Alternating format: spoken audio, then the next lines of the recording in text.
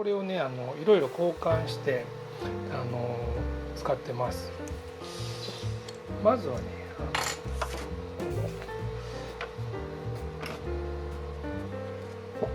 マグネット式でこのスチールのこのプレートを貼り付けるやつですね。これグッと曲げると造形物が簡単に剥がれるっていう。でガラスのプレートがねすごく使いやすいんですけども、これノーマルのセンサーだとガラス検知できなくて下のプレートの高さで検知するので、こうプリント開始するところのガラスをグイッと押しちゃってね使えないんで、プレートを交換したらまず Z オフセットを調節します。でこの時に、ね、ノーマルだとこのガラスのセンサーガラス板をグッと押しちゃうんで、このね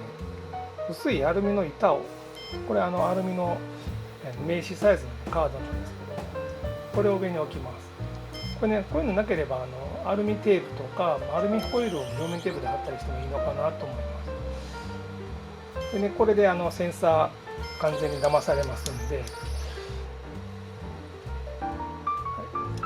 あとは通常通りこの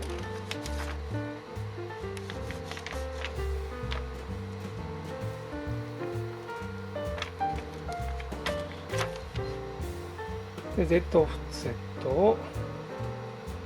セットします。でこれで準備完了で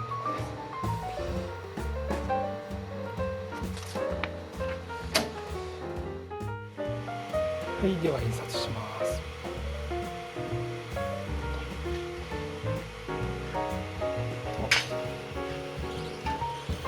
この時にねこのプレートを忘れずにセットします。これセットしとかないとガラスグイッと押しちゃうんで、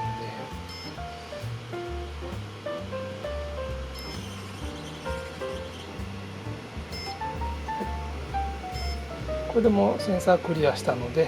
とっても大丈夫。